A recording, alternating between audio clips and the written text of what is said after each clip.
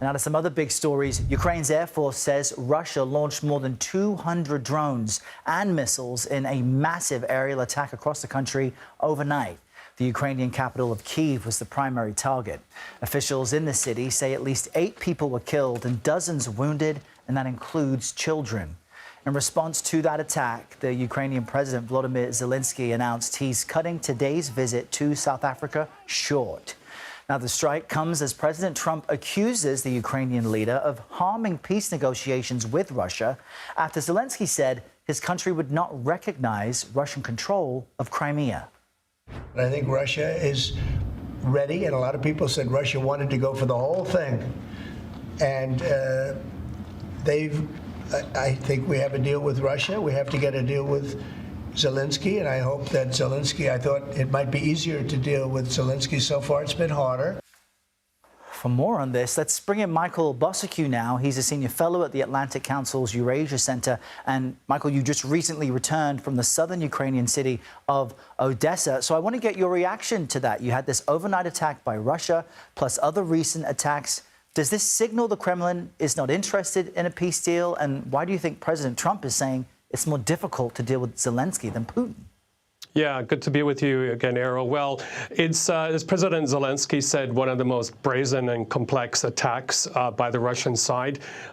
Drones, missiles, glide bombs, and also in Kharkiv, they used the cluster bombs that send out shrapnel to maximize damage. So far, 8 or 9 confirmed dead, but that number will probably rise significantly, 70 to 80 injured, the most of that in Kyiv. And, you know, the timing of this, right? When, you know, the Trump administration is saying we have to reach a peace deal. Well, it's the Putin, Russia's army that is not clearly interested in peace by doing this brazen attack. It's one of the worst we've seen in a long, long time. And just horrible, horrible suffering on top of what's happening in the past 3+ years already in Ukraine.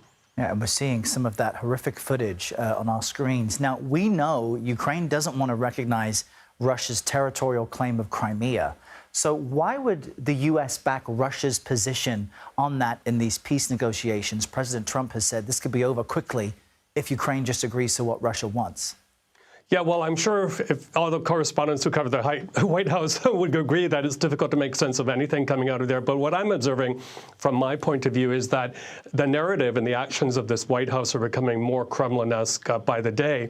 And basically what they're doing is they're forcing an agreement down Ukraine's throat, recognition of Crimea, by the international community, which will never happen here in the UK or Europe. They're also saying that the Russian side is pushing the also condition that Ukraine not join NATO. And then crucially, Errol, are those 3 oblasts that Russia partially occupies, Luhansk, Donetsk, Zaporizhia, and Kherson. Now, if I could just quickly add, but not to get too nerdy on you, but in the 1940s, you know, when Russia occupied the Baltic states, then Acting Secretary of State Summer Wells put forth a declaration that led to 5 decades of recognition of occupied Baltic states by Russia.